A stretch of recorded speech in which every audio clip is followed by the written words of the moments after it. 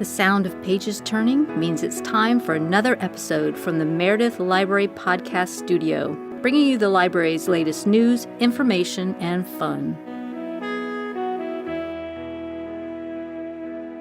Good afternoon, Anna. Good afternoon, Matthew. Good afternoon, everyone, and welcome to episode 26 of Check It Out here at the Meredith Library Podcast Studio. We are back with some more statistics. Oh, yeah, that's the way to get the ratings up, Anna. Mm-hmm. Start off with statistics. Better not put that in the description. People love a good stat or a circulation report, I guess, if you want to be. Oh, now we sound like we're insiders. I like that. Mm-hmm. Well, we are insiders, so it's okay. We can sound that way. So in the last episode, we went into detail about the top 10 fiction books that were circulated in 2024. Yes. And now we're just going to go over some other materials in media that also had a lot of circulation from different places like nonfiction, movies, TV, Okay. YA. All right, that sounds good. So what shall we start with? I bet you're excited for one of these topics. One of the most circulated nonfiction titles was called ADHD for Smart Bleep Women: How to Fall in Love with Your Neurodivergent Brain by Tracy Otsuka. And I have ADHD, so I just thought it was interesting. I do the overdue reports, and every time that I saw the ADHD book on the overdue report, I was like, much love to you girlies, because yeah, we're going to check that book out, and it's going to be late. So it made sense to you. This seemed reasonable. It did. Like I think if for the ADHD books, I think that you should allow them to be out for 6 weeks. Just in case. Okay. Yeah, but that was a really popular nonfiction book. So that's great that people are, just trying to educate themselves more about, their own brains and what works for them. And as someone that was recently diagnosed as well, because do you know that the average age for a boy to get diagnosed with ADHD is 4? Yeah, and the average school. age for a woman is 30. So it's because it presents differently. We're sort of more internally wired, and it doesn't have the same kind of external, like, classroom disruption thing. Right. So if you get your grades in, then the teacher's like, okay, you're good. Movie Man, why don't you tell us one of the big movies? Let's go right to the top. So perhaps not surprisingly, the number one circulated movie was Oppenheimer. Yes, and that was huge last summer, along with the Barbie movie, which then got coined Barbenheimer. Yeah, it was the strangest thing, right, from the press and from the entertainment press. Yep, they were saying that was like an unbeatable combination for week after week. And people would, like, go to one and then the other. Like, they'd see them both, which is a long time to be at the movies, but... Yes, and plus it seems like such a strange combination. I mean, talk about two movies that have absolutely nothing to do with each other thematically, by stars, or the look. I don't know, whatever it is. There's, like, no connection. I know, even the aesthetics of the two. But maybe that was sort of what was, appealing, was, like, the high contrast. But Oppenheimer is about the man who... Developed the nuclear bomb, right? Mm-hmm. And sort of the ethics around that. And then, for those that don't know, because I feel like a lot of people don't know the actual plot of Barbie. I saw it. Okay, tell us what the actual plot. There was a plot. Okay, good to know. Yeah. The actual plot of Barbie is that everyone's living in Barbie land, and then Barbie starts, like, having, like, existential thoughts. Like, she starts thinking about death. And the society's very utopian and egalitarian, and, they have, like, a Barbie government and a Barbie doctors and all this stuff, and everyone's always in a really good mood. And all of a sudden she's like, where do we go when we die? And then all of a sudden she starts to kind of, like, lose her Barbiness, like her feet become flat. Oh, weird. Okay. Yeah, and so then it's revealed that she has to travel to the real world and find who's playing with her, because whoever's playing with her seems like they might be experiencing existential dread as well, and that might be why this is happening to her. So then she goes...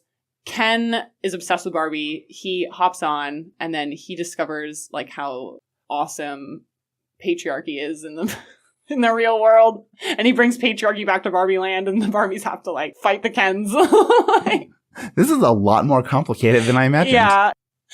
So, yeah, it was a wild movie, but the costumes, the set design was absolutely wild. It was crazy. But Barbie was checked out a lot as well. Not as much as Oppenheimer. Correct. Oppenheimer is on the top, and Barbie is definitely on the top list as well.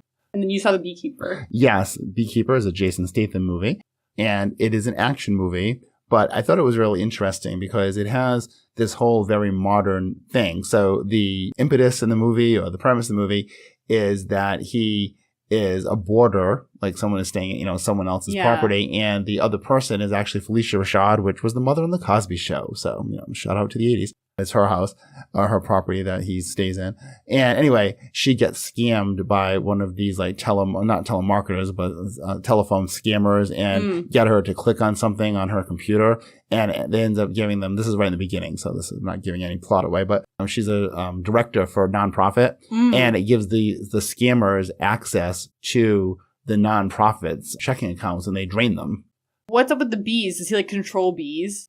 At the beginning, it's literal. He is a beekeeper. So there are, hives, and he makes honey. But that's also, there's like a metaphor for another whole part of the story. Okay. We won't get into it too much, but I would love an action movie where the action star like inflicts violence by a bee. That's so funny. You should watch this movie then. Okay, maybe I will. Yes. So how about television? Should we talk about the top one on the television list? I guessed this because these are going out constantly. Yeah, I've had people ask a lot too. So it's 1923, a Yellowstone origin story, and also just Yellowstone. And that's been a very popular TV series, like kind of Western-y. Yes, it's a Western. I can picture it's Kevin Costner. Yeah. And I assume that he's the huge box office draw. Well, this is TV, but I mean, I assume that's why people are checking it out, because they recognize him, and then because they stick with it because they like how it's been presented. Yeah, I think everyone also loves Kelly Riley. She plays, I think, his wife. And I think she's very colorful on screen. But yeah, they're all ranchers. So yeah, I think if you like family dramas, I think that is the hook that's getting everybody in. And how about the number one young adult title for circulation for 2024? So that is A Court of Thorns and Roses by Sarah J. Maas. And this YA series started in the 20-teens, but because of TikTok, catapulted during COVID. And 1,000 spinoffs have been done. And this whole new genre, which is coined romantasy, which is a fantasy backdrop with a heavy emphasis on romance over anything else. Sometimes these books, the world building isn't even super robust and no one cares because it's about the romance. But I was explaining to you before we recorded this that this book reminds me of if you took creature romance of Twilight and you mashed it with the Hunger Games, which is just sort of like a kind of like dystopian society, and you mash those together, put it in a fantasy setting, you get A Court of Thorns and Roses. But the mystical creature is a fairy or fae in this series. This has been huge, not only with teens, but also with like girls my age. So yeah, that's just some additional information, some additional popular materials that circulated this year. It's always really interesting to talk about because it gives you clues about what our community likes and sort of like what our community identity is through what we consume and the culture as a whole, because America is very nationally tapped in because of the internet. Yeah, and it gives you some ideas too if you're looking for something new to explore, or a book that you hadn't heard about, or maybe one that you now realize, oh yeah, I had heard about that, or a movie. Oh, I didn't catch that when I was at the theaters, and now I know the library has it. So just gives people ideas for our resources that they can take advantage of. Yes, like if you ever come in, you don't know what to check out, you can ask us what's popular here. We know, and we have answers. That's a good point. I like that. So yeah, what's the hot button? We go, the women. Kristen Hanna, the women. Yeah, exactly. All right. Well, Anna, as always, it was a pleasure talking to you and going over all this fun stuff. And we will look forward to the next episode. Yes, see you soon. All right. Bye, everyone. Bye. Sounds like we're at the end of another chapter. Podcast music titled Daytime TV Theme by Kevin MacLeod of Incompetech.com. Licensed under Creative Commons by Attribution 4.0. Podcast copyright 2024. Meredith Library Podcast Studio.